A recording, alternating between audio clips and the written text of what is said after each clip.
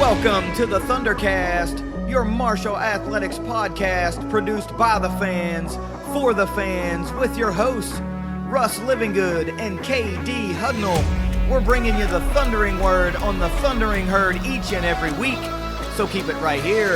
The ThunderCast is on the loose.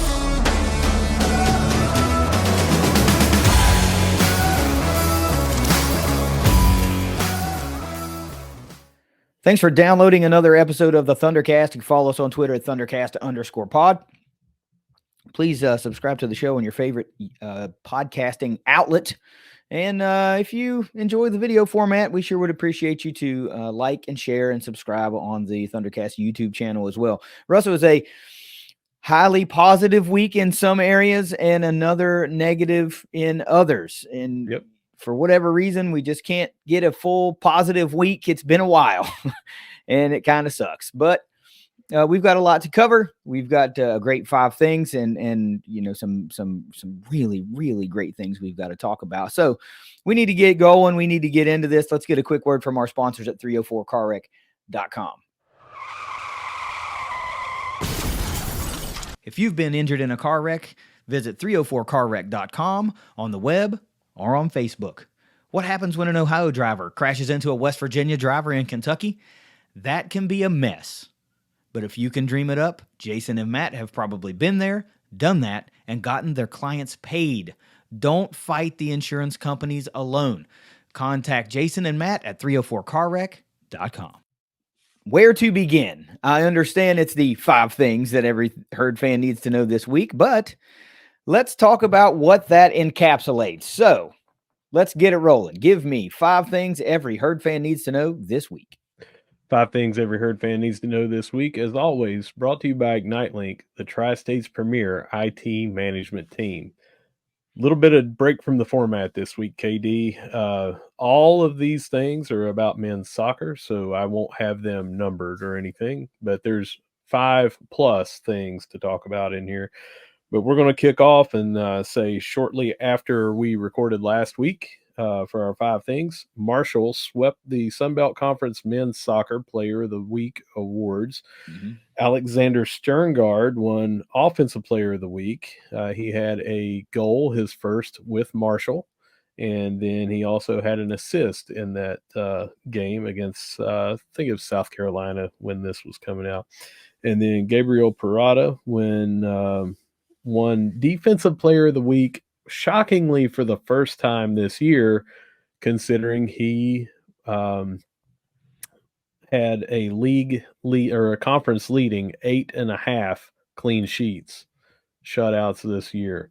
But finally got recognized, and we swept the awards. Yeah, talk about that before we go on. Yeah, I mean, that was really cool. What I should have done is gone back and noted how many times that a Marshall player won Offensive Player of the Week and Defensive Player of the Week, because we know for a long stretch of the season, it was like rinse and repeat for Offensive Player of the Week honors. 4 out of the first 5. Yeah. So there was a lot. I mean, and it's not really surprising because, hey, this team, despite a few late season losses, you know, notably to West Virginia and then Kentucky, they're the best team in the league.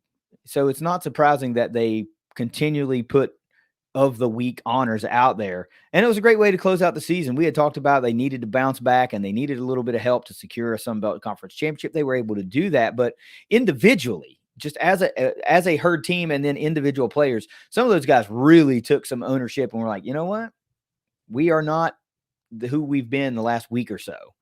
And we're out to prove that we are still the team to beat in the conference. And there was nothing like a couple of the week honors to close out the regular season before like postseason awards came out, just to kind of drive that back home. It's like, yeah, we slipped for about a week, but you know, that wasn't enough to derail truly who we are as a team. And speaking of those postseason awards, here's the rest of them. They had a huge showing in those awards. Sunbelt Regular Season Player of the Year, Matthew Bell. Offensive Player of the Year, Matthew Bell. Defensive Player of the Year, Morris Dugan. And Gabriel Parada was named That's right.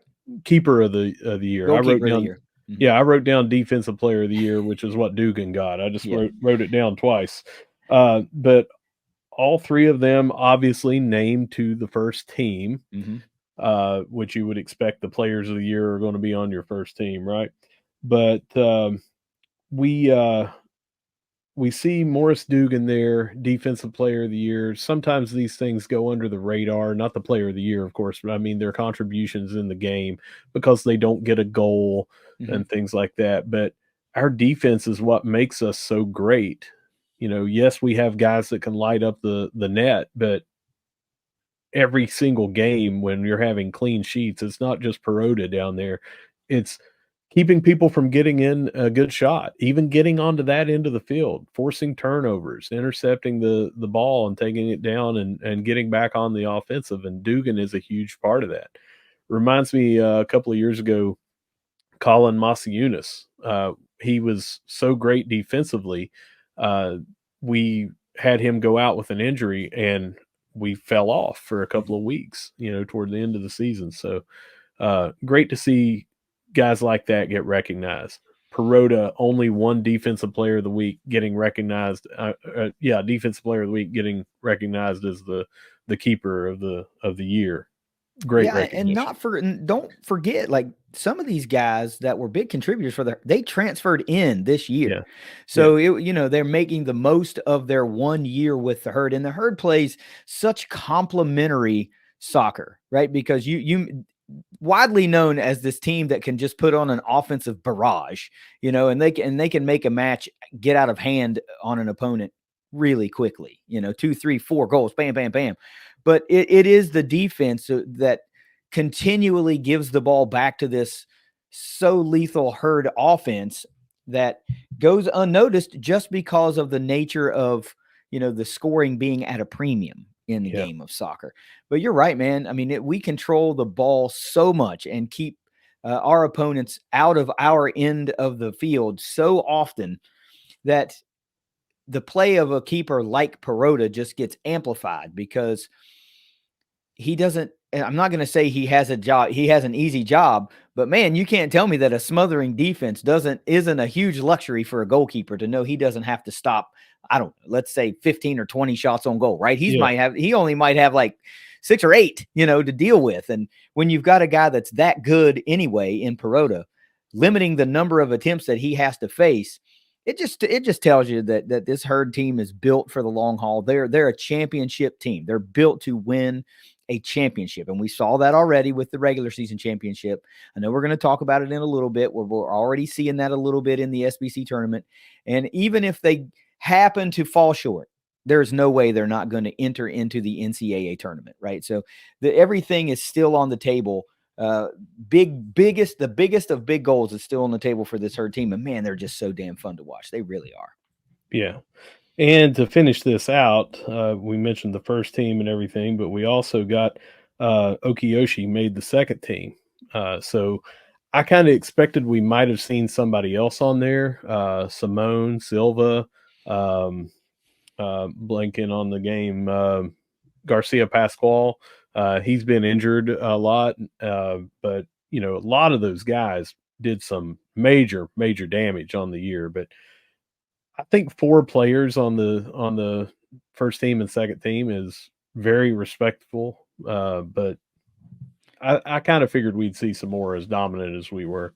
Yeah, you have to think that injuries, if a guy misses time, that's gonna if things are so close when you're doing these, um, these all conference teams, you have to think that if a guy misses some time, that's gonna weigh against him, right? He might be very deserving, but if somebody's putting up just as much production or doing just as well, and yeah, you can say, well, our guy did it in fewer games because he was injured. I get that, but it's just one of those kind of unfortunate situations from time to time that somebody's going to be left out. And if you're asking me, the biggest snub out of this whole thing is Chris Grassy not being coach of the year. Yeah, I mean, this is the number one team. The UCF head coach got the nod, but we beat them head to head. You know what I yeah. mean? So that was a little, eh, I don't know. I think he got robbed. I know he does. He probably doesn't care about that because it's about Nah, keeping. He's got a star over his M that says he That's doesn't right. really care. He's got bigger goals in mind, looking to be one of those, even more rarefied air coaches that gets a second star type thing. But the Herd league leading three first team all Sun Belt selections, right? Second in the conference and overall Sun Belt selections, but sweeping the major categories: offensive, defensive, and goalkeeper of the year and player of the year. I mean, can we please, can we get a number 10 soccer jersey on the shelves next year? It's great that they have the number 20 jersey to commemorate the 20, the national title year. Matthew Bell deserves to have a jersey that you can buy. He's just all-time great already, an all-time great. And I know there's plenty of Herd fans that would like to be able to buy that number 10 jersey. I think they should be given the opportunity to do that. But anyway, great postseason showing in the awards categories for the Herd. It is not surprising, but still equally as freaking awesome. Yeah. Well, that does it. Like I said, I didn't want to put numbers on those because it was an overall discussion about several awards, but more than 5 different announcements there. Plenty to cheer on, and we're going to talk about that soccer team here in a little bit. Yeah, a very soccer-centric 5 things, very deserving. I am 100% okay, and every Herd fan in the land should be okay with the 5 things this week being completely centered around Herd men's soccer. It is unquestionable that right now they are the premier program in the Herd athletic department. No slight against anybody else, but dang, they won a title a few years ago. They really haven't slowed down. And we wondered how would they respond after losing some all-time greats last year. And what did they do? They came out and set all-time records, for wins and being number 1. And now they capture the Sun Belt regular season championship. Player of the year honors, a trio of them, and 2 counting Bell's being player of the year and offensive player of the year. So really 4 overall.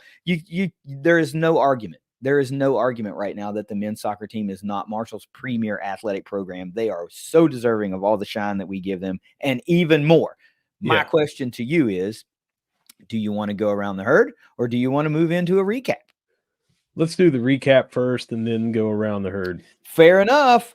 All right. The Herd goes down to Boone, North Carolina in a game that was a battle of 4-4 teams. We build it as kind of like the winner of this game has the leg up on bowl eligibility. I still feel that way right now because that was a big boost. That was a big, getting that 5th win with still 3 to play is a big boost to your chances. Oh, yeah. So we go down to Boone. You make the trip to Boone. We'll talk about that a little bit as we get into this recap. But 31-9, App State gets the win, dropping the Herd to 4-5, 1-4 in the Sun Belt Conference. Absolute last place in the Sun Belt East Division. Not okay. It's not okay. Coming off of a 9-win season, a team, a season where we were really 1 game away from going to the Sun Belt title game. If we beat Coastal, we go to that Sun Belt title game. And now to find yourself at 4-5 and dead last in the East, it is unacceptable, right? It just is. It's unacceptable. And to make matters worse, you start out 4-0 and then you drop 5 straight. And it has people asking certain questions that I'm going to talk about in a little bit. But it was just tough. This was tough to watch. And honestly, I know you were there. So you have a different perspective. But me watching on TV, this was it was very, very frustrating. It was very frustrating because one team was moving the ball up and down the field and not with relative ease. It's just like their plays were just working. Their offense was working, right? And their defense was working.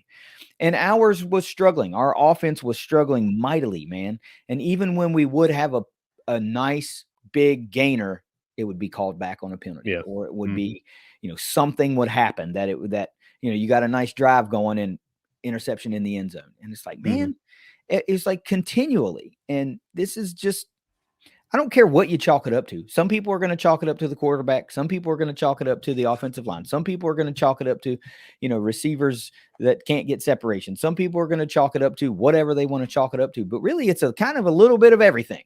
We are equally letting each other down across the board on offense. And there's just no way that you can say it's not happening because you're seeing it, right? But let me talk about these indicators. Then I want to get your quick or your synopsis on making the trip. Total yards, time of possession, first downs, third downs, penalties, and turnover margin, all swept by Appalachian State. Total yards 379 to just 257 for the Herd. Time of possession 35-28 for App, 24-32 for the Herd. First downs, 24 for the Mountaineers, just 13 for the Herd. Third downs, neither team again was good. 4 of 11 for Marshall, 5 of 12. Penalties, just 7 for 61 yards for Marshall. Not overly bad. It's just like when they freaking happened, man. And then let me stop you real quick on that. I would have guessed, and I had actually decent cell service down there, so I had kind of the stats up, refreshing them. Mm-hmm. We had about half of what it seemed we had of penalties. I looked down at one time we had 3, and I would have bet my paycheck that we had 8. I mean, Right. It just seemed that we had more. I didn't mean to interrupt. Just want to No, that's interject okay. that. No, that's actually an excellent point because it was a weird thing because I kind of felt the same way in real time. It felt like, God, another one, but when it wasn't another one, it was just when they happened. It was finally you would get something that go right, and you'd be like, yes, nice long run by Ali, called back. But anyway, 7 for 61 for the Herd, just 4 penalties for 52 yards against App State. And then the turnovers again was the killer. 3 turnovers for the Herd, all interceptions, and no turnovers by App State. Russ, before I get into our individual players, you made the trip. And first off, I want to know what the reception was like in Boone. They have a little bit of a reputation of being very hospitable, but also can be aggressive. Let's call it aggressive. So what was the trip like for you outside of the game itself? Well, so I love the town. I'm a foodie, and that was kind of like a little foodie paradise down there. It reminded you a lot of Fayetteville. If Fayetteville had a college that brought in businesses that had. Now you're talking about Fayetteville, West Virginia. I'll never talk about Fayetteville, Arkansas, because Arkansas is not a state to me. That's a totally different podcast that I'll one day do. But no, it did. It reminded you of going down to like Secret Sandwich Society and places like that. And so I liked Boone. It was a nice little town. A lot of little towns around it too. It was real cool. Got to see a bunch of people that I haven't seen in a while, people that and we talk about all 3 levels of football. I hit all 3 levels of opposing fans. I had the ones that were indifferent that just saw our gear and was like, oh well, walked right past us. I saw people that said, oh hey, welcome to Boone. Are you tailgating today? How can we help? Things like that. Do you need any advice on things? And then I, got told things that, you don't want your mom to hear. So it was not as bad as I thought. And usually it was the younger, drunker crowd, doing the bad stuff. But I was shocked about, more than anything, the indifferent. I expect someone to either say, oh, hey, here for the game, Marshall, I went to Marshall last year, and we did this, whatever. There was more indifference than just about anything. But what you remember is, people getting up in your face and yelling things about your mom. So I don't know that I would be cool with that, but anyway, I tell you what, though, what I take away from that is, and of course, we haven't talked, Russ and I haven't, we never talk about his trips to the game until we hit record. But anyway, the indifference to me is wild. But what it also tells me is what we preach all the time. They go to watch App. They don't care who they're playing. They might not care that you're there or one way or the other, but they still go. They're still sitting in and they're cheering for the Mountaineers. They don't give a rip who the hell they're playing. Right. Now I have to say this was to me, and I've got a facial damage here and was walking with a very bad limp and everything, and some people might have just said, rather not talk to that dude. So everybody else that went, maybe they got chatted up more than we did. I mean, we got chatted up a lot, but mainly people going, dear God, what happened to you? You should see the other guy, right? Yeah, but no, it was shocking to me, the indifference. I expected more like good-natured ribbing, not hate, but good-natured ribbing, and more than anything, people were just like, "Oh well, don't engage." And I'm not that guy. I engage everybody. I day after I talked to a couple of people and stuff like that. So overall positive trip, I suppose. But I got to spend the weekend with my wife, and we got to go to a place that we hadn't been before. So cool. Yeah. So what was the? I've never been to a game at App. So what was your feeling on being inside the stadium and the atmosphere there? Had no clue how new it looked, but also simultaneously how cheaply it was constructed. And I don't want any App fans coming at me, and yelling at me. I'm not trying to, be salty or anything.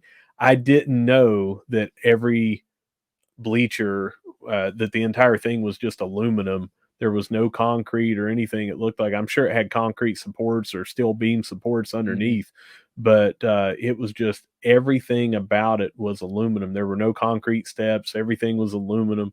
It was there were no bathrooms on the concourse. They just had like 8 porta potties on the end that I was in. I don't know if there were any on the other end. I don't know if that means they had taken those bathrooms out. Maybe there were bathrooms somewhere that I didn't see, but everything I saw, including around the stadium, the hill where all the students pack in, up on that road behind, there were porta potties there.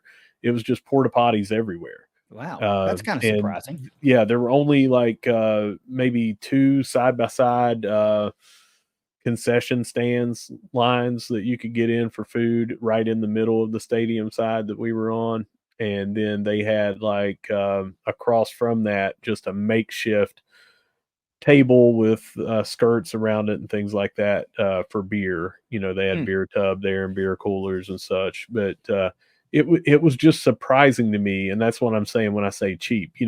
We get on our bathrooms on our concourse and how small the concourse is, and rightfully so, right? Yeah. It's outdated and things, and everyone knows it from the administration down.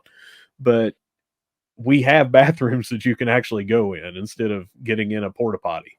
And that was just shocking to me, for how new everything looked, yet it was just like almost a Rector set aluminum bleachers. I mean, they were firmly made and everything. Don't get me wrong. It's just not the aesthetic you were expecting to see. No, right? I just expected. I can understand. I think I understand what you're saying. You expected it with the vibe around Boone. You would expect to see brick and stone and just that sort of mountain town lodgy type aesthetic. I talked to several fans and they were pointing out like, okay, this was new since I've been here, when they went to school and because we tailgated with a couple of people from Boone, and they were telling us as we went in what was new, and it just hit me like, well, all this stuff is new and these bleachers look brand new, but they just put up aluminum bleachers. And I don't know. It seems like they are ripe with their attendance to do a major overhaul, even though it's got newer upgrades, that they really need to do something about their concourse, bathroom, concessions, just everything over there. It's probably sounds like some amenities needed added, but you fight that battle of, well, we know we can pack out 30,000. We're not going to add 10,000 seats. We know firsthand we made that mistake, right? Yeah. We didn't need to do that. And as long as people are showing up and not griping about that, what motivation do they have to spend the money on that? You know what I mean? So I will say their aluminum bleachers had this like backrest thing rail on it that seemed to like give a little bit and tilt, and that was really, really welcome. we didn't take in stadium chairs or anything, so you're Yeah. sitting on aluminum. I will tell you, I just happened to have the worst seats in the house by luck. It's hard for me to describe, but you go up this chain link on both sides, uh, set of stairs, and then you're at a little stopping point before you would go on up, because you can go to the left or the right, Right. or you can go back down on the sides of those chain links to seats that are slightly lower. All game long, we were seemingly the only aisle section where people were up and down the entire time. And I mean, you were constantly have to lean left, right, just to try to watch a play Mm-hmm. unfold. Inevitably, as soon as the snap was getting ready to happen, someone would get to the top of the steps and just stare off, going, "Now, where was I sitting?" for like 15 seconds. Yeah. So we ended up second half. We didn't go back to those seats. We went over a section and stuff like that. But man, that part was annoying too. Yeah.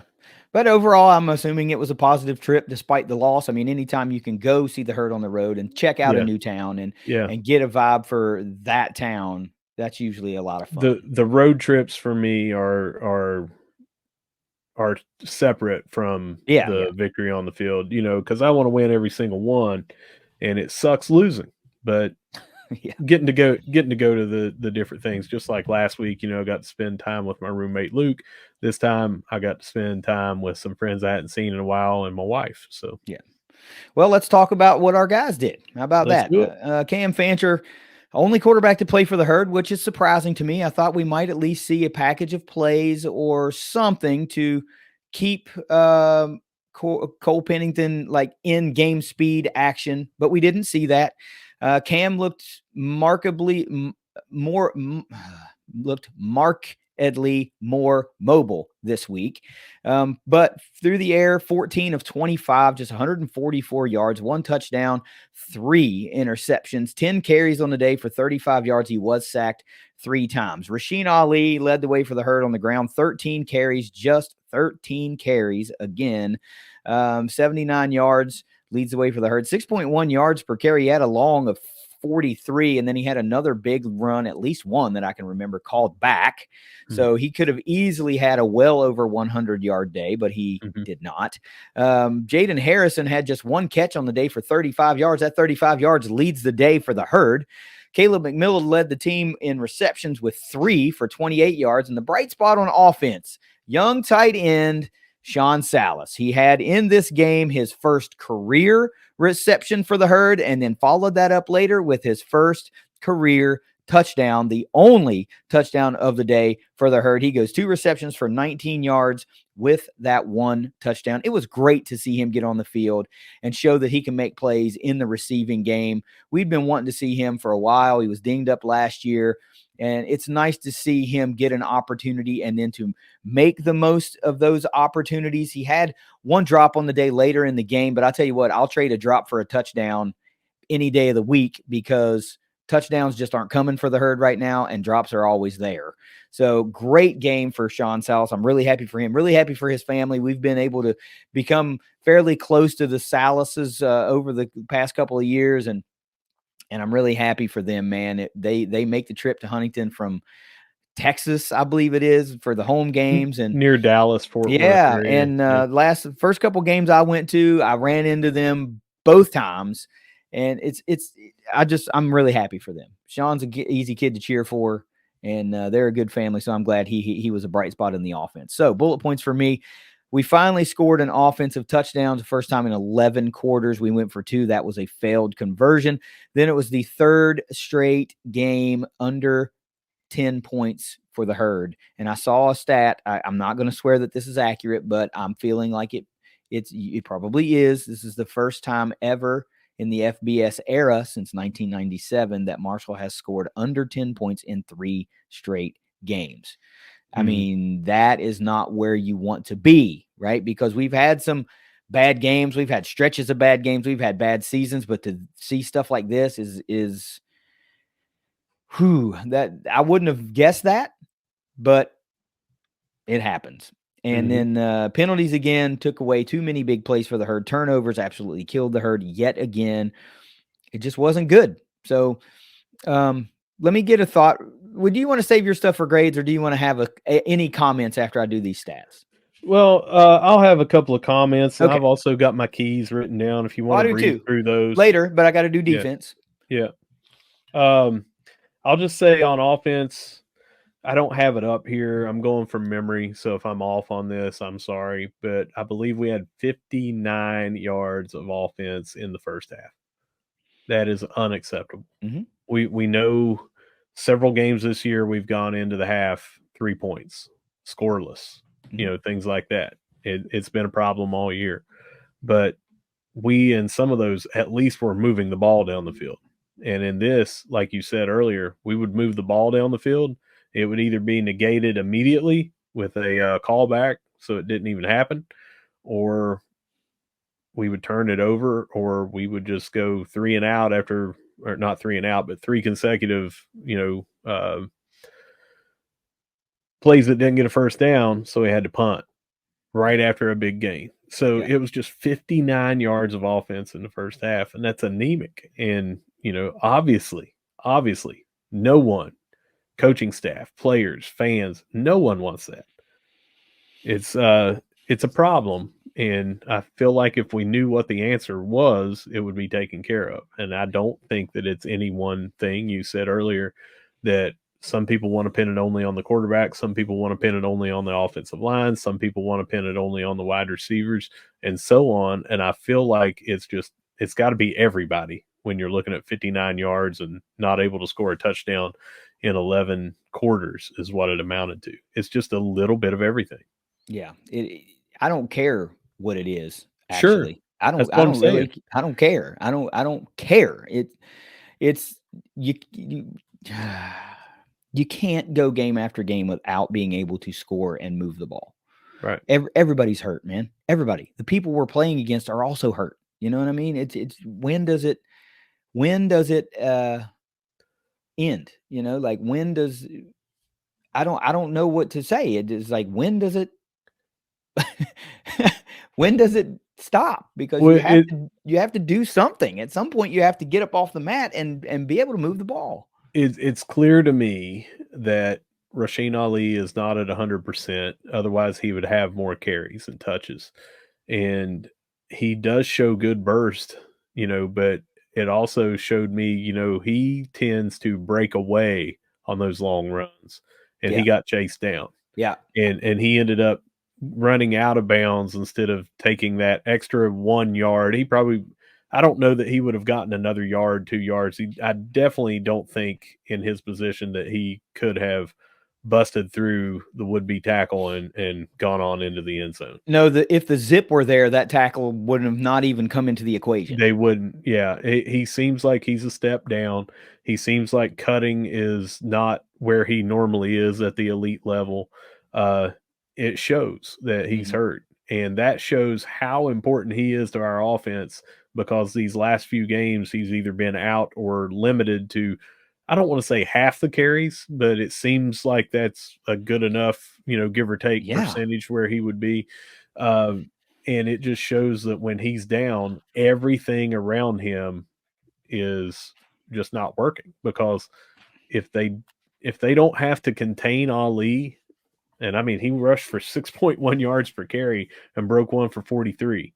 But if they don't have to do that and they can key on the other people, it's just it's apparent, we just don't have anything right now, much more than if Ali is healthy, things work so much better for of course everybody. they do. But you're right. 12 carries last week, 13 carries this week. That's not Rasheen Ali average numbers. Usually, even if it's not 20, it's like 18. Yeah. So 2/3 of the carries that you would normally get. And you're right. The zip is just, not quite fully there. And I said that on the long run. I thought, man, you can tell he would have ran away from everybody that time, this during that run. But having another long one called back is, because even at 75% or 85% or whatever he is, would have put him well over 100 yards, and probably changed at least the trajectory of that drive, obviously, because you're now somewhere around midfield when you were backed up deep. I think that actually occurred on that after a kickoff, we had a penalty that was a half the distance, and I think he busted that long run that got called back after that. So if anything, if you don't move another yard, you flip the field. And, so let's talk about the defense before we move along and get into some grades and stuff. J.J. Roberts back on the field, utterly amazing. And what does he do? He comes out and has a 15-tackle performance, 9 solo and 1 tackle for loss to lead the way for the Herd. It just proves how big of a weapon he is for this Herd defense. Jaleel Riviera-Harvey, 7 tackles, 3 of those solo. Tackle his legs, A.G. McGee again. Both those guys notched 6 total on the day. Legs, 4 solo, 1 tackle for loss, and a sack. McGee with 2 of his solo and adds a pass defended. Herd had just 3 sacks on the day, so 3 for App, 3 for the Herd. Tackle his legs, Eli Neal, Jason Went both had, or all 3 had one. 5 tackles for loss, 4 passes defended, absolutely 0 turnovers created. And if you're not going to do that, then you're fighting uphill against an offense that looked pretty good. App looked pretty efficient. It seemed like they were just able to move the ball when they needed to, and sometimes when they wanted to. Too much time, man. This Herd defense is just spending too much time on the field, and that is absolutely because of the offensive woes and not being able to move the football. Nearly +9 time of possession for App State. You just can't have it. I mean, if your defense has been struggling all season anyway to prevent big plays, I think they did a better job of preventing that big, long play. They gave up some big pass plays that went for touchdown. Yes, but they did a great job in run defense against this App State team. They really did, man. Aguilar led the way for App State, and he only had 44 yards. So they shut down several talented running backs. They did a great job in run defense. The problem was they gave up too many big plays in the pass game, and a lot of those were touchdown passes. You said nearly +9. I've got that it's nearly 11. And, maybe it is. Maybe it's. Oh, it is. Yeah, it's almost +11. My bad. Yeah, and I mean that is astronomical for your defense to be on the field. I mean that's over 2/3 of a quarter. Yeah, better part of a quarter. Yeah. So it's just we're not playing complimentary ball. We're not. Huff said it in the post game. We're not playing. The offense is not consistent enough, and we say that every week. Yeah. So I don't know what do you do? You can't just say we're not consistent enough every week. Well, where do you find consistency? I don't know, right? I don't know, but I know we are probably phrasing things as nicely as we can, because there are plenty of fans that are also just as frustrated with what they're not seeing out of this Herd team, that are just willing to say whatever the hell they want to whoever they want. And to me, it's just frustrating to watch, because these guys are. They want to win, man. Well, yeah, but it ain't about wanting to win. It's just like we've seen these guys actually execute. That's what I'm saying. Yeah. We've seen them do it, and now we can't. And we saw them execute. Like, you can't tell me this is the same team that played NC State and went up there and put up 40+ points, but it is. It's the same guys by and large. And now all of a sudden we can't get more than 2 or 3 yards on a handoff. I mean, the first play from scrimmage was a screen play that went for -4 yards. Come on, man. Like, whatever. But defensively, we allowed too many chunk plays in the pass game. I said that, easy touchdowns, and we lost too many of those one-on-one matchups. That led to scoring points for App State. Special teams wise, Reese Verhoff 1-on-1 on field goals. He didn't have a shot at an extra point. We went for 2 after our touchdown. It was a failed conversion. And then John McConnell, 5 punts, 204 yards, a 40.8-yard average. He had a pretty good day. I think he only had one kind of get off the side of the foot and wasn't really great. So decent day for special teams. They really didn't give Harrison a chance to make any real noise. I think he had a couple of kickoffs, and maybe the long was 18. But, it was just another mostly bad performance. Defensively, and if you got to pick out a bright spot, it is the run defense was much better. They did not allow that 70-yard, 50-yard play for touchdown this week. What broke us was a couple times field position for them to get because of a turnover, but what broke us was the middle of the field seemed to be open on the crossing routes, and that was just not there last year. Yeah. And Not much of anything was there last year as our defense, as you know, but it was open all game long on crossing routes, and they exploited it as they should have. Yeah, absolutely they did. You got to give credit to Aguilar for making the right reads or noticing a safety covering the wrong guy and left the wide receiver wide open in the middle of the field. And other times there was, decent coverage and the guy just made a play. That's what I'm saying. We lost a one-on-one matchup. So let's revisit these keys. What was your number one key this past week? Number one was ball control, and we did not do that. We had 3 interceptions and big red X for me. Yeah, I'm going to give my guys, or I'm going to give them a half for my number one key to victory because I said they had to surpass the energy of App State. I felt like they were engaged in the game for a good bit of it. I really do. Even when App went up and, it was 21-3 or whatever, I still didn't feel like that they kind of packed it in.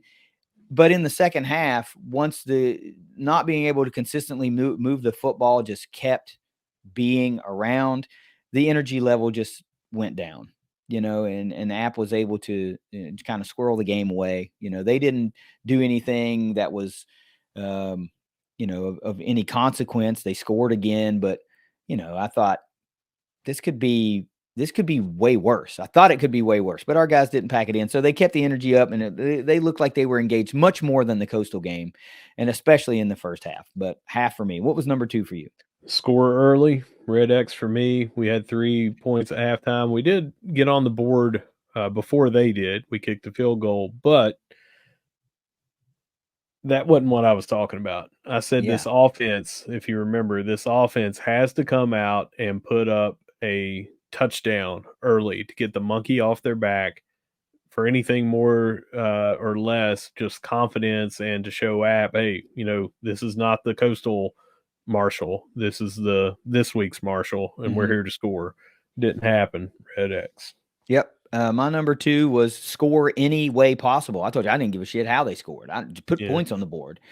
And that's a no, right? Because we did get a touchdown. We did get a field goal, but the turnovers took away. You can say they took away points because if you don't throw, an interception down, while you're driving, you probably might get 3 out of that. Well, we also legitimately took points off the board with a touchdown that was called back because of a hold, and it was probably a hold that did not impact that whatsoever. Right. Yeah. So it was an absolute red X for me, and gifting a touchdown essentially to App State on. It may have been Cam's first interception. I don't know where he threw it. That ball should have been 5 rows up in the stands. And the guy makes a diving interception on like in the red zone. I'm like, what the hell is going on here? That can't even be bouncing in front of him. You're out of the pocket. There's nothing to do there but throw it right out of bounds. Yep.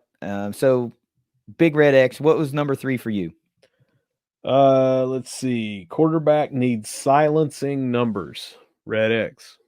I had said whichever or whatever combination of quarterback. Didn't matter if it was Cole, if it was Cam, if it was both of them, or if it was them plus other people. We needed to have silencing numbers to where someone came in and threw all over the place, put points on the board. It's a red X. QB play just wasn't there this week. Yeah. Number 3 for me was do what works until it doesn't. Nothing worked. Outside of, one big long ollie run that actually stood and a couple of downfield passes to Harrison's was nice. And, the couple of plays to Salas were nice, but nothing Cam else. also had a 43-yard He had a long run. Yeah, he did have a long run, but it wasn't consistent, and to hear the head coach echo that and saying we're just not consistent enough. I mean, I'm not wrong, right? Because he's saying the same thing too.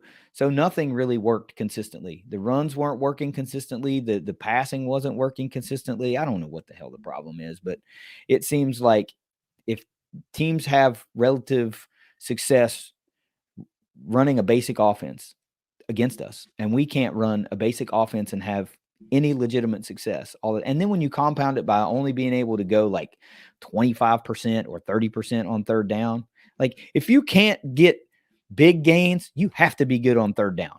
And we're not. Haven't been all year. What was number 4 for you? Good receiver play. And to qualify that, I was talking about having not just one, but everybody having great play, but also having at least one person consistently breaking out, being wide open, getting that separation that we've said has been there that we needed so we could get some of these longer plays in. I got a mixed bag on this for the first time. I don't have a green check or a red X. I saw good and I saw bad. We still had a couple of drops. We still had I'd like to have seen more separation, but we had several plays where a guy would get wide open and the ball just did not get there in time. Someone was able to close on it, get a hand on it, or at least disrupt it to where it wasn't a long pass. We had a couple others that were wide open that the ball was thrown just a little too short or low, is a better term, and they caught it, but they had to catch it falling down to make the catch, and that prevented us from getting any yards after completion. So not all of it was on the QB, not all of it was on the wide receiver. Again, like we've talked about this episode, it's a little bit of everybody, but I can't really say for sure that we had that breakout wide receiver and tight end game and running back, catching out of the backfield. But I also can't say that it was bad, so I'm kind of giving that one a toss-up. Yeah. My last key to victory was to block out the noise, and that was coming from everywhere, like herd fans, app fans, everywhere, the media, whatever. And I do think that they did that. I do think because this game didn't get out of hand, right? It could have.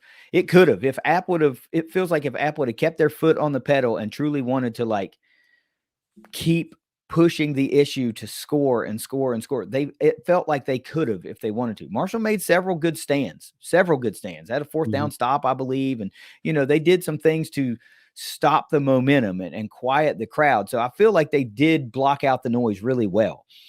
But it would you have to have the other things. You can't just go in there and block everybody out and do your job, and everything will work out. You still have to execute. You still have to put points on the freaking board. You still have to play consistently good defense. You still have to play really solid special teams. And we didn't do enough of that. We blocked the noise out great, but not enough of anything else to really threaten to have this game. I mean, the score is indicative of that. The indicators are indicative of that. I mean, you can't tell me 31-9 and you're saying, no, we had a legit shot at this one, right till the end. I mean, we didn't. So, let's move into some grades. What do you got for Cam this week? I've got a D, and I'm keeping with my theme from last week. When you're on a bad losing streak, nobody needs to go down after you've been beaten up and beat you up some more. So I'm not giving any Fs out again this week because I saw everybody out on the field trying. I saw everybody on the sideline caring. That's coaches, players, everybody. There were times that one time in particular, Cam got hit in his blind side, did not even see that coming. Nobody put a finger on that guy to even slow him down. How can you throw or take time? Go back and rewatch these. It's not all on him. He did have some bad passes. The interception that you mentioned was probably the worst one because that's just a decision. It's not the throw itself. It's that throw shouldn't have even been there. Throw that ball away. That's still in the first half. I mean, that's not the end of the game. That's really the only time you would need to throw that is when you absolutely have to throw to that guy because it's fourth down and you have to do something to force trying to get a first down. D. I can't think of anything. I mean, he escaped probably a would-be sack, danced around, ended up turning into a 43-yard flip the field run. Had a nice read to throw to Sean Salas for the touchdown. Really quickly, you could tell on that play that that's who that was designed to go for. There was no boom, boom, dance around. It was just throw immediately to a wide open Salas. Great play call. There just was not enough to bring it up from a D. And overall, 59 yards in the first half. And a lot of that was on the passing game, not being able to do anything. So Yep. I got him for a D. I'm willing to submit and admit that stat line looks a lot better if a second touchdown pass doesn't get called back. Mm-hmm. Okay, it does, because now you're at least 2 touchdowns and 3 interceptions if everything holds. No, because you're right, because it's a touchdown called back and then an interception. Right, So it would have been 2 and 2 and much longer yards because it was at least a 30-yard touchdown. So I'm willing to admit that, but it didn't happen. Mm-hmm. And the negative plays do not outweigh the positive plays. Mm-hmm. I'll take a 43-yard quarterback scramble all the time, right? But the problem is you can't live and die on that. And I don't fault him for blindside sacks. That's not on him. That's for somebody not getting a body on a pass rushing defender. That's not on him. I mean, good for him for holding on to the damn football. That could have easily been a sack fumble, right? But the negative plays do not outweigh the positive plays in this one. And even the average performance plays, there just weren't enough of them. There just weren't enough of good ball moving plays. You can't have 144 yards of passing week in and week out. We can't have 0 touch or 1 touchdown, 3 interceptions. You can't have a backwards touchdown interception ratio all the time. At some point, he's a great kid. He's a great guy. Talk to him. He's a great kid. But at some point, it can't just be like, well, he's a good kid. Like, you have to produce. Right. And I don't know what has happened, because he was producing efficiently. We can talk about, he's dinged up. He's not as mobile. I get it. So are some of those pass rushers. They're not as mobile either. I understand it, but these are two-way streets, and you have to be able to rise above, like all kind of herd fans, or not herd fans, but herd players, they play hurt to a certain degree. Right. Yeah. But if you're a marquee player, you are the cog that makes the offense go. You touch the ball every snap, by and large. You have to be able to create more positive plays than negative plays, or at least live to fight another day. Those decisions after 15, 16, 17 games as a starter, you can't be throwing it where it can be intercepted on the 15-yard line. You can't do that, So it's just he's strung together some really bad performances in a row, and I think that's just magnifying what's going on. It's one thing if you have a couple good games and you have a so-so game and a good game and a bad game and a really bad game, but it's just they're not been so-so. They've been pretty bad. Well, and to me, like I said earlier, I think it's clear that it's gotten worse when Ali has been out or extremely limited, for sure, as would it be for anybody. And we also see how many times since JMU Coastal and App here now, 3 games in a row, to where as soon as the ball is hiked, someone is back there. Blitzes are inevitable in the games. We're not saying that no one should ever blitz us, or we should, there's nothing you could do. Sometimes there isn't, but a lot of times it's maybe the running back is not picking up that blitz, or a tight end or a wide receiver or whatever, or just an offensive lineman just getting a chip or a push on somebody, something to slow one guy down, because I don't know who you could put back there. Pick the greatest NFL quarterback there's ever been, and as soon as the ball hits his hands from shotgun, someone or 2 someones are already on him. There's just not a whole lot you can do. And I think it's unfair and unfortunate to pin it all on the quarterback, no matter who that quarterback is that goes in. We saw what happened when Cole went in. Yeah. And that's not a knock on Cole. It's a knock on whoever we put back there right now is going to have some problems. Yeah. And it's a team-wide offensive issue because of a myriad of different things. It's not on the offensive line. It's not on the running backs. It's not on the tight ends. It's not on the wide receivers. And it's not on the quarterback. It's on the entire unit as a whole. Can I play quarterback better? No. Can I pass block or run block better than Trent or Logan or Ethan? No, I can't. Can I catch a football better than Jaden or Talik? No, I cannot. Can I run a football better than Rasheen or Ethan? Or no, I cannot. Right. So uh, I have thoughts, and I'm going to say what I see, but that doesn't come from a place of saying, well, I can do it better, because I absolutely can't. Right. And I understand that. But if you can't block effectively, consistently, you're right. It doesn't matter who you put back there. Nobody's going to have time to do anything. But a blitz is not an end all be all play, because Right. every team does it, and we do Yeah. it against teams, and they have Sure. success against us. So That's right.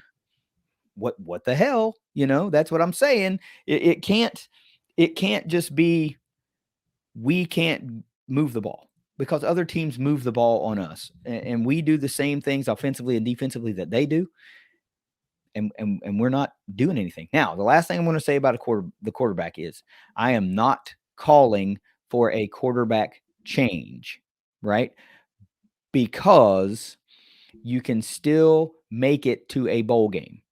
Now, when those goals are off the table, if they become unattainable, then I think maybe you have to ask those questions. Do we at least start splitting time? Do you maybe, see if another quarterback can do something different from the beginning of a game, instead of being, down 2 or 3 scores and put some, I don't know. I'm not saying you do that. I'm just saying at that point, you can start asking the questions. But as long as you have a bowl game that is still on the table, this is not the time to do that. It's not the time to quote unquote scrap it, right? Because there's still a goal that you can attain. Now, people can read into that whatever they want, but until your goals are off the table, they're still on the table. And that's just the way I feel about it. So what do you got offensively for this herd? Well, let me piggyback on what you said, and then we'll go on. Okay. During this skid, we saw Cam set a record here, or break a record here, 18 completions in a row, and it went under the radar, and not all of them were 5 yards or behind the line of scrimmage like a lot of people think is the only thing that we do. There were throws in traffic, there were crossing routes, slants across the middle. It's again unfair, and I'm not saying you're doing it. It's unfair to pin it on any one person right now. So where I'm at on should there be a quarterback change, I don't see what it would hurt at this point, but I also don't see it just magically fixing anything, because everything needs to change so we don't get someone hurt back there, Cam included. We Right. we don't want to put somebody in that is just going to come in and do the exact same and change for no reason. I think Cole has an extremely bright future. We're going to support him if he's the guy. We're going to support Harrison if he's the guy. We're going to support Cam if he's the guy. Yeah. But we don't want anybody to get hurt. And right now, Cam being able to get away from people is probably the best fit for us at this time, just to be able to create something. I've seen it the last couple of games for him, at least getting away from what would have been more sacks than what we're putting up on the ledger. We had 3 this game. It easily could have been 8. So I don't know. I know. I'm fine. I'm fine either way. I'm with you. That's why I'm saying I'm not calling for anybody. I'm just saying, until you don't even, to me, you don't even ask the question until some of the goals that you have, or the ultimate goal. The ultimate goal is winning the conference. That went off the table a couple weeks ago.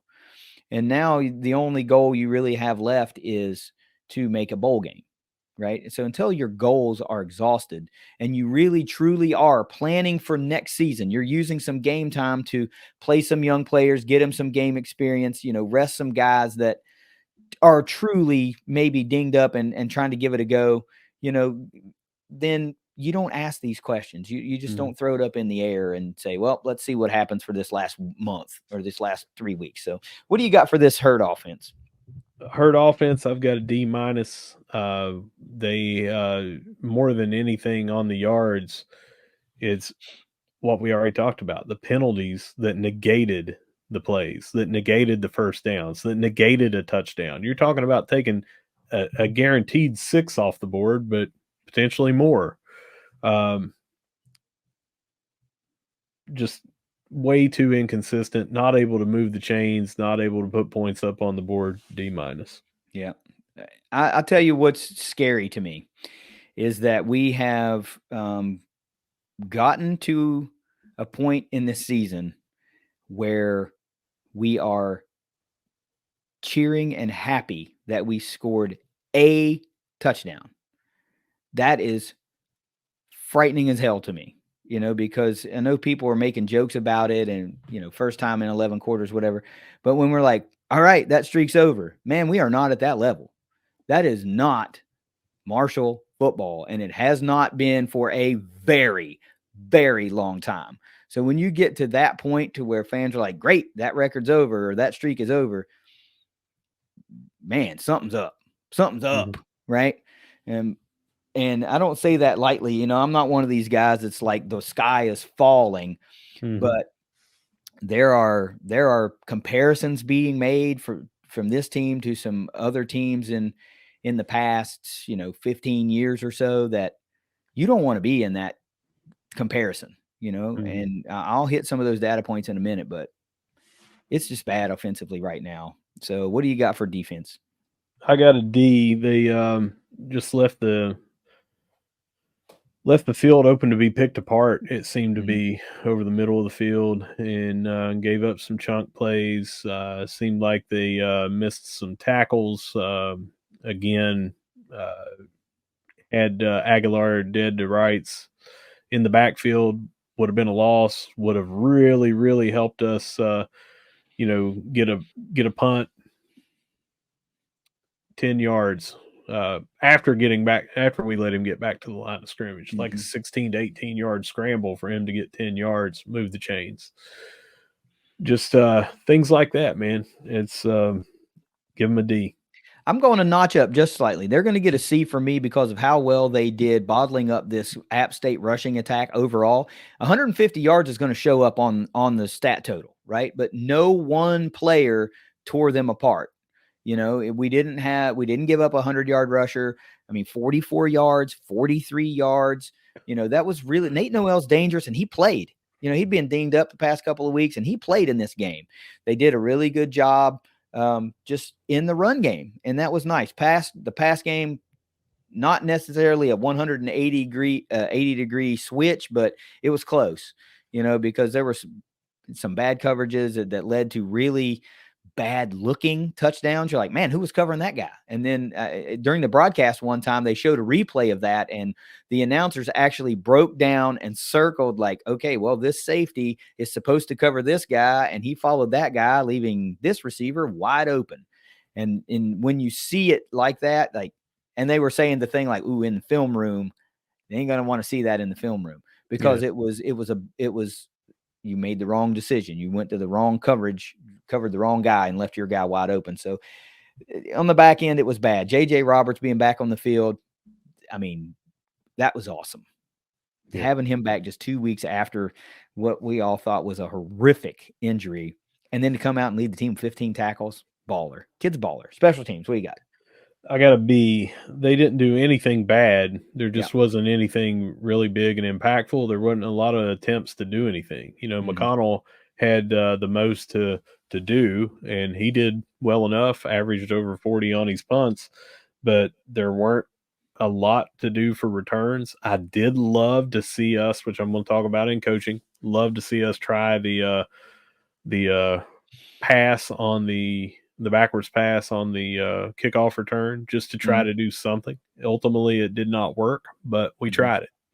Yeah, they did try to do a little something, which was nice. I'm glad it would have been great if it worked. I'm really glad it wasn't a disastrous play. Right. But, just kind of it being a non-factor, I don't care. At least they mixed it up and they tried something. Special teams for me is it's a B. You're right. Verhoff made his field goal. McConnell punted pretty well. Only one that fell, a little bit shorter than the rest. Nothing either way in the return game. Nothing big given up in kick coverage or punt return. It was just a solid day. So solid B performance. Coaches, what do you got for the coaching staff this week? D plus, and we saw some direct snaps to Ali with some fakes to Fancher, some direct snaps to Ali where he actually handed it to Fancher. That one got blown up, but it looked like to me it was going to be a reverse to Chuck Montgomery, and it looked like that would have maybe taken it to the house because everyone was biting on that.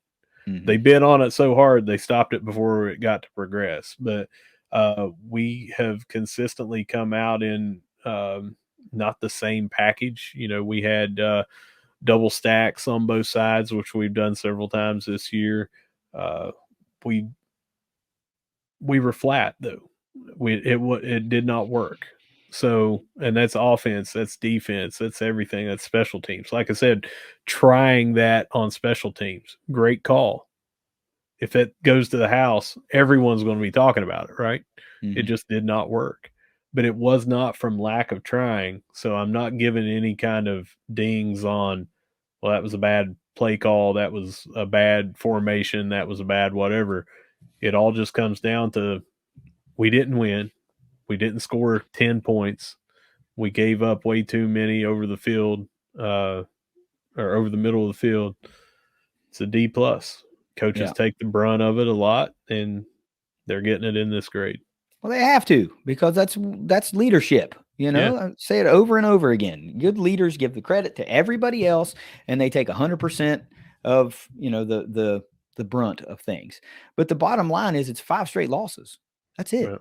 This is the latest in a string of losses, and the last 3 have been considerably, last 2 really have been considerably bad. James Madison was kind of upbeat in a loss because it was a 20-9 game, and for a really, really good team, while we had Ali out, right? So Cam visibly limited. That was good, but still, it's 5 straight losses. I don't care. That's the end all be all, right? It doesn't matter how good you look in a loss. It doesn't matter how bad you look ultimately in a loss. A loss is a loss, and 5 straight losses ain't setting right with nobody. I get it that it ain't setting right with them too. They ain't up in their offices happy about it, but fans are going to be vocal about it. Losing sucks. I mean, it freaking sucks. Now, I don't let it ruin my week. I don't let it affect my life anymore, but it sucks. On Saturdays, I tune in, folks show up and they want to see a hard fought win. That's what they want to see. Now, ultimately, sometimes you're going to lose games, and it sucks.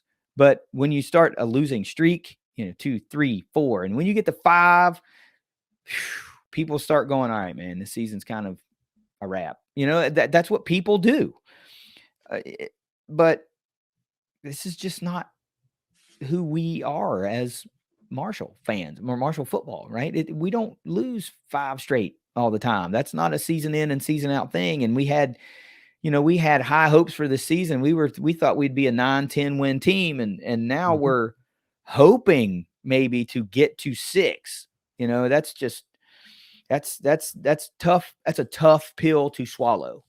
I know they want to win. Hell, so do I. So do you. So do all those players on the roster. So does every fan that wears Kelly green. So does every student that goes to the university, right? They all want to win. We're not. The blame has to fall somewhere, and your leaders are where that falls to, because that's just how leadership works. I know they know that. We know that.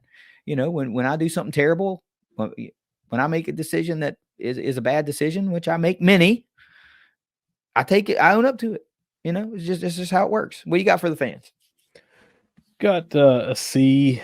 There's some fans online that are saying stuff that they shouldn't. They're tagging. They're tagging players. That's true. And saying stuff that's uncalled for. Unfortunately, they're a fan, so they're going to bring down the grade. I saw a lot of people stay real late, and I was there for the last play, and there were still a lot of fans there.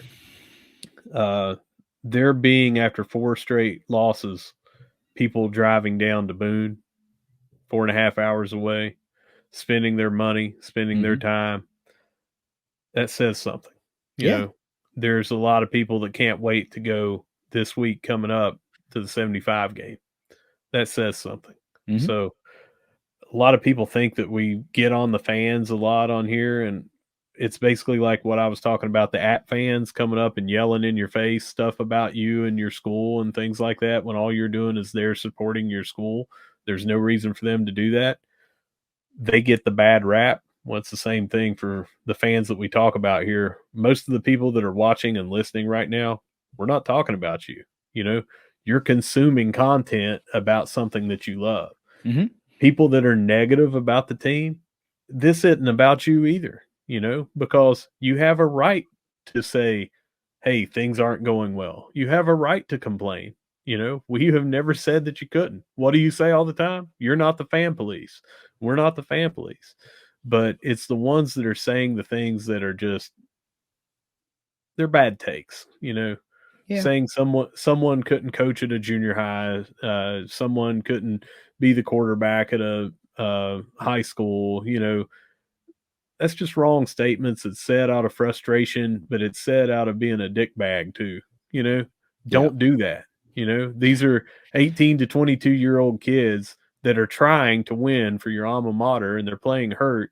And like I said, man, you throw anybody else in there in that position at quarterback, it ain't going to change overnight, because it's not all quarterback if he's getting blown up as soon as the ball touches his hands. Yeah. So fans that are bringing this down, chill. Fans that are still here, and even though you're upset and frustrated and negative about the losing, so is everybody. But you're bringing the grade up. Keep doing what you're doing, because you're still here and you still care. Yep, I got a lot of respect for the people that are continually going to the away games in the midst of a now 5-game losing streak. It was a 4-game losing streak, and people still went to Boone. They still went. They didn't try to sell their tickets and go, you know what? I was down for it. Now I'm not. They went. They spent money on gas. They spent money on dinners and a hotel and all that stuff, all that added expense, the time, you know, and they went to support the herd. That's great, man. It's really great. And vocally, there's always going to be those people on social media that just, they want to watch the world burn. They want to look for every little opportunity to just point out the negative. Okay, whatever. You're going to have those people that all they want to do is point out everything that's good.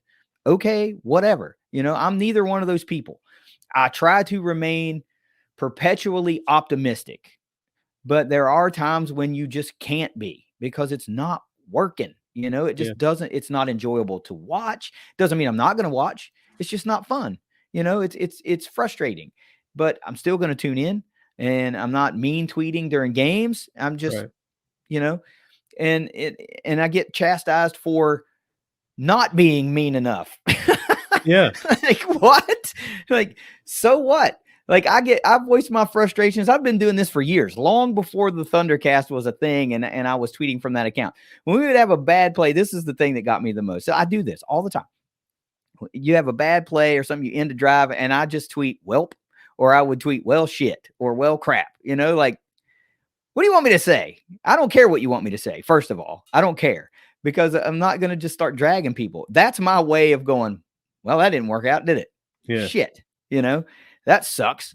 But I've been doing that long before, you know, the ThunderCast was around. But whatever, man. Like, if I'm not negative enough for your taste, don't care. Don't care.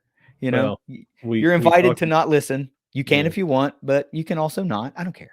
You know, we talked about it last week. I'm the last person on earth that cares what anybody thinks about me. You know, I mean, it takes a lot for me to even engage, but hey, just for my buddy there that thinks that I'm unhinged or whatever, go back and reread that, and you take out the F word that you're so offended by that I said on there. If you know me, I say that all the time. Who cares? I cuss weekly on this podcast, weekly. Because that's just how I talk. Sorry that I upset the school marms in the audience, but you know, every now and then you're going to get a cuss word from me. So, I would say, I appreciate the fans that have the luxury that I don't have in going to Joan C. Edwards Stadium every home game.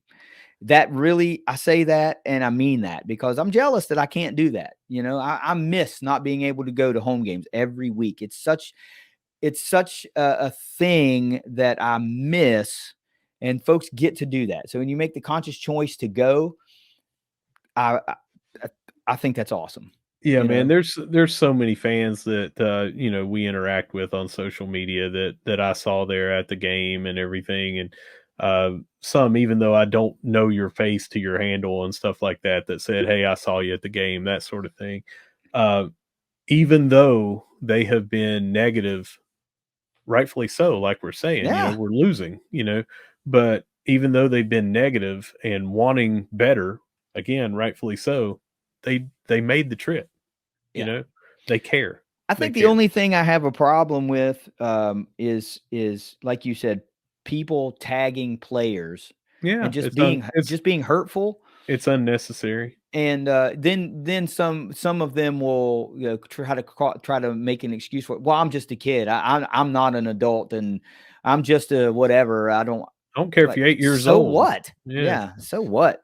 That's I'm just a kid is not an excuse. You can tell that you're just saying that in hopes that people will be like, well, whatever. It's just a kid. Now grow up. Grow the fuck up.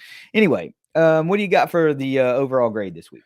I got a D because it's a loss. It's the same as last week. Yeah. We need a win. Need a win. Bad. Badly. The coaches want to win. The players want to win. The parents of the players want to win. Sure. The fans want to win. We all want to win. Yep. And no one's out there intentionally trying to do something. No one's in over their head. It's just we are not playing good football right now, and we want to win. And overall, we didn't win. So my trip was a D. I still got to spend, I can't tell you how many lunches, dinners, breakfasts with my wife. We never get to do that, only when we go on an away game trip because we got 3 small kids. They've got school, they've got activities. We're constantly doing things all day long with them. We got time to spend with each other. That's great. That's always a great trip. It's always a great road trip to go somewhere that you haven't been to watch the herd play. That's always great. Came away with the loss, didn't, ruin my life or anything, but that brings the weekend down to a D because ultimately this was a road trip to watch a football game. The football game was a loss, giving it a D. Yeah, that's the focal points. Fair enough. Who you got for an offensive MVP this week? Ali, 6.1 yards per carry on what is an obvious limited wheel. And I mean, without him, it is way worse. Yeah, it is. But offensive MVP for me this week's going to Sean Salas. Nice breakout performance. First catch as a herd player. First touchdown as a herd player. It's just nice to see the youngster getting a little bit of PT and capitalizing on it. I think he's got a really bright future ahead. And just imagine the duo of Toby Payne and Salas together on the field at the same time and what that might mean in the passing game. And in the blocking game or the, these guys are really mismatched type tight ends and not having Toby Payne, we don't know what we're missing because he didn't play, but based on what we saw and what we thought we might see this year, having those two guys on the field together next year really looks like something that you can get behind and be happy about. Go back and watch or listen to the tight end breakdowns from the last 2 years, and I was really high on Sean Salas coming out of high school because of that downfield threat. I said I'm not trying to compare him to these herd greats, but we have a history of mobile, fast, mismatched tight ends. Yeah, that can really stretch that field, and it's great to see him get out there and get in the mix and get those first 2. Yeah, it was awesome, man. It was awesome. So he was the guy for me. Who's your defensive MVP this week? JJ Roberts, obviously 15 tackles, but even more so coming back from that injury or that hit in 2 weeks and putting up 15 tackles. That's it for me. Yeah, without a doubt, man. 2 weeks ago, we were scared to death that he might not even be back out there. Right. And not even back out there, just be okay. Yeah. And to come out there and it would be one thing if he comes out in this game, plays a little bit, not just 2 or 3 tackles, and then just is like, you know what, I need to be limited this week. Hell no, comes out and busts out 15 tackles. What a performance by JJ. Man, what a performance. I'll tell you what, one thing I didn't mention in the defensive grade section there is that I was looking at the overall stat lines. First game I can remember in a long, long time, maybe ever, that Owen Porter did not register a tackle. And if that doesn't happen, you know something is amiss, right? Because that guy's everywhere. So Yeah. I just He had a wanted to pass note that. deflection. Yeah, just wanted to note that because Yeah. I thought that was wild to me. I didn't, and you always expect to see at least 2 or 3, at Yeah. least 2 or 3. But anyway, who's your special teams guy this week? Well, so let me tell you about that. If you go back and do a rewatch, because I can remember him, he had a stop at the line of scrimmage where from the visitor's side it would have been to the far side of the field and everything. I don't think that he got the credit. Maybe they were giving the tackle to somebody else or whatever. Obviously, for sure. But he was in on plays. I'm just saying he didn't get anything credited to him. Well, but I think because Luke Creasy had tweeted out that the stats were all wrong during the game, that he was like, if you're checking the stats or whatever, just know that these are all wrong. We have had a problem or whatever. So I can't swear that he didn't actually get some tackles and they just weren't registered accordingly. Yeah, that seemed off. That's what I'm saying. That seemed off. Yeah. But anyway, who's your special teams guy? McConnell, only because there wasn't much else to do. I mean, we had a 32-yard field goal. Reese did his job there, but McConnell did the most with what he had to do, touching the ball 5 times, I think it was. So, yep, he's the guy for me too. Next up for the Herd, it's 75 week, Russ. 75 week. Georgia Southern, another historic Southern Conference rival, is coming to town. 11-11 is the game. 7 p.m. kickoff, another night game on 75 week. You love to see it. Of course, we'll have 4 tickets that we're giving away to the game. We're going to get 4 people inside Joan C. Edwards Stadium. We will do that for sure. So we'll have a preview of that game for you in a couple of days. But right now, here's the last thing I want to close out before we go around the Herd. I told you earlier that people are starting to make some comparisons to teams of, in the last 15 years. Notably, they're starting to compare this 2023 Herd team to the 2008 team and the 2016 team. And if you've been around long enough to know what happened during those seasons, those are not comparisons that you want your team to be made, right? We know that the Herd's got to win 2 out of 3 to get a bowl game. It's looking increasingly harder. Georgia Southern is a tough team. South Alabama is who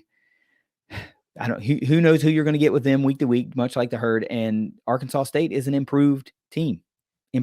So this is going to be tough. But let me talk about 2008 and 2016 really quick. Now, I'm not trying to, beat them while they're down here, but I just want you to know what folks are talking about when they talk about this. 2008 was a team that started 3-1 and finished the season 1-7.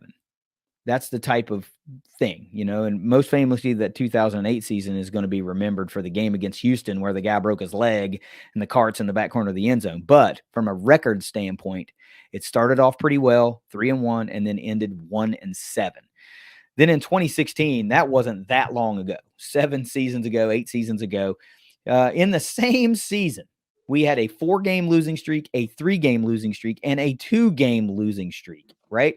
And it all culminated with the worst loss in Joan C. Edwards Stadium history at the hands of Western Kentucky when they beat us 60-6. But oddly enough, in that first week of that season, we beat Morgan State 65-0. So you started the season winning 65-0, and you end the season losing 60-6. There is no shortage of gripe about 2016, but those two seasons in particular right now are what a lot of fans are starting to talk about. Fair or unfair, it's entered the conversation for a lot of the Herd fan base, right? And that is also scary because I don't think this team is to that level, right, of underachievement. But 3 weeks from now, if you're staring down the barrel of 8 straight losses, it's going to be hard to argue against it. You know what I mean? Marshall's got to win 2 out of 3, period. They have to win 2 out of 3. Russ, you got any final words before we go around the Herd? I think we've said it all, man. All right, let's go around the freaking Herd. All right, so we're going to start off with tennis. They picked up 6 wins this weekend. This was their last fall invitational that they were going to be in. Doubles wins by Djokovic and Strom, and Claret and McGrain. Singles wins by Strom, Hurion, Joksovich, and McGrain. Very good showing to end the fall.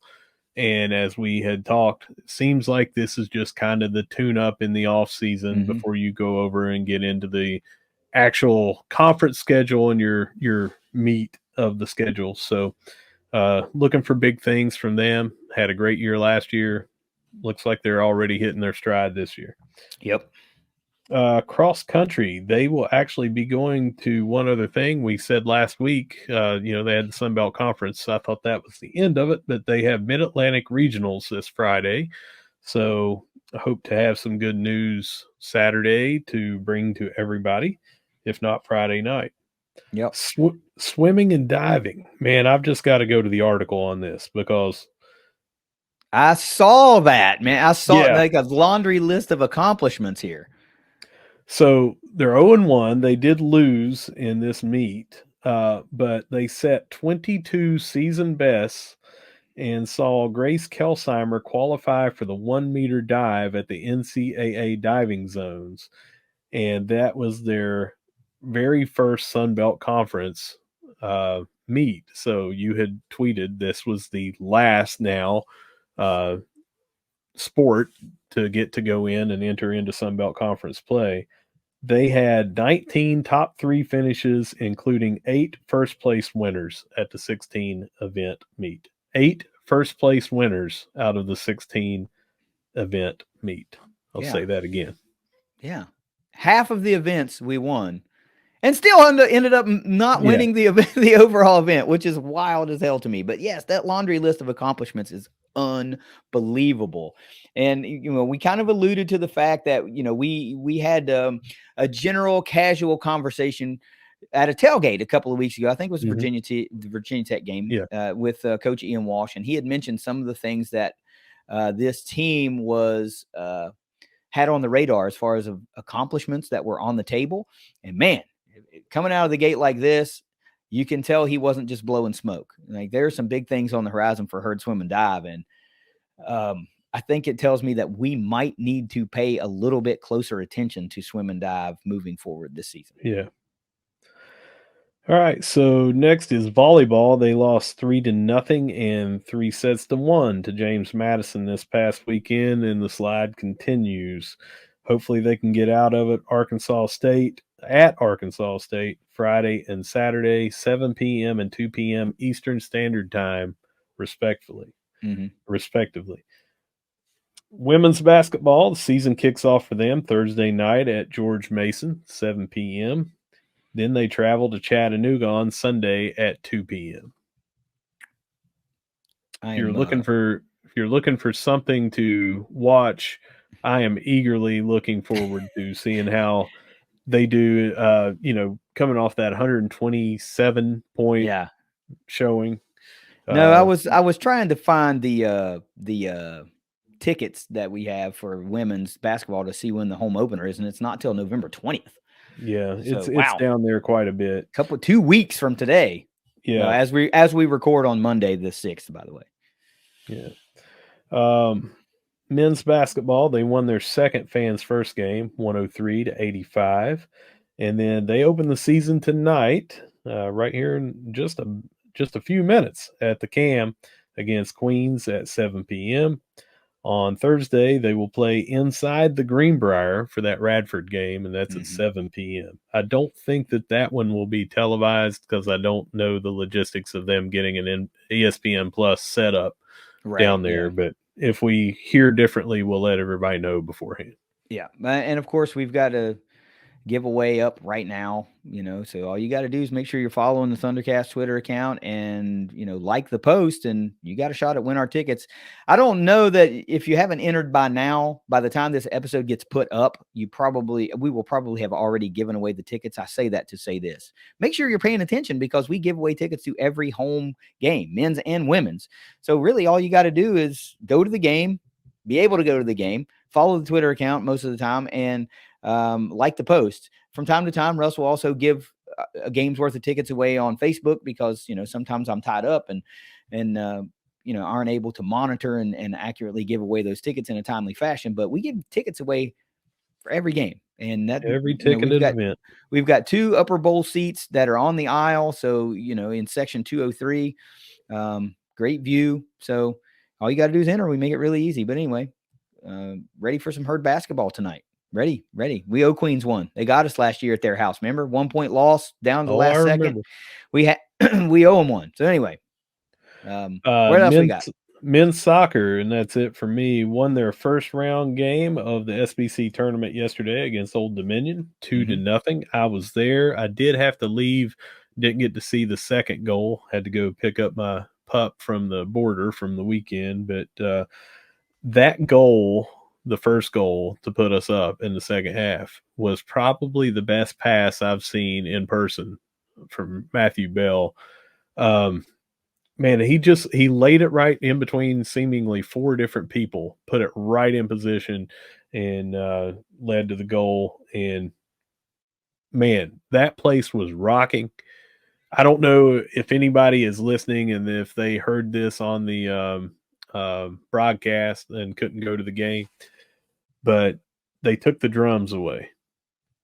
Goran was playing the drums as he does at every game, and they took them away because the Sun Belt had said no artificial noisemakers. And that was a warning by the PA announcer that, hey, Sun Belt said no. So they came and took them because they kept playing them, thinking, well, that's not a noisemaker. They're talking about the horns and things like that. So they had to take them. The crowd was not happy. Yeah. And then word came down from the Sun Belt and finally greenlit it. And they're like, drums? No, drums are fine. They don't want air horns. They don't want things like that. So when they brought them back, other than the goals, that got the best ovation of the day, was giving them the drums back. So. Yeah, I had seen that Luke Creasy had tweeted that the Sun Belt said no artificial noisemakers, and then the crowd responded by just stomping their feet on the bleachers as often as they could. Yeah, they were much louder than the drums ever thought about being, and I can tell you the Sun Belt does not want to take the bleachers away. So, that's one of those F around and find out scenarios because herd fans are going to make noise. They're going to make noise. But I tell you what, one thing we haven't talked about through the whole episode, with that pass you talked about with Matthew Bell, he set the program's all-time single-season assist record. That was his 11th on the year. Make the number 10 jersey, guys. Yeah. Give the fans the Matthew Bell jersey. Oh, next game. When's the next game? UK on Wednesday? Wednesday, we play Kentucky right here, and we will have tickets to give away, as we have always. And 7 p.m., I can just tell you the top, I think, 14 times or something. Maybe it's 18, 15. I can't remember. But when we have packed that place out, we are undefeated. So we need to be there. We need to be loud. We obviously have a great home field advantage with our fans and the hellacious team that we field on that pitch. So get there, be there. Don't care if it's going to be cold. Don't care if it's going to be whatever.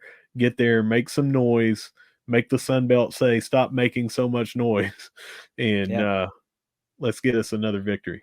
Absolutely. And absolutely 100% not looking ahead past University of Kentucky. But if you just look at the bracket and seeding holds, the higher seed teams keep winning, you're looking at a Sun Belt Conference championship matchup between WVU and Marshall at the Vet.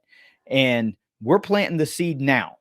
When we beat the University of Kentucky, that game against West Virginia, not that it's West Virginia, but that it's the Sun Belt Conference Championship at the Vet, needs to be the new stadium attendance record. We said it earlier this year against UCF. This is a hosted conference championship at home. I don't care who the opponent is. That needs to be the new stadium record for the Vet. I know we can do it. We can make it happen. We just got to win one more and then try to set a new record. But, man, that was great. What a great win. Looking for another one on Wednesday. Got anything else? All right. Well, if you got nothing else, if you got something, let me have it. Otherwise, let's take it out of here.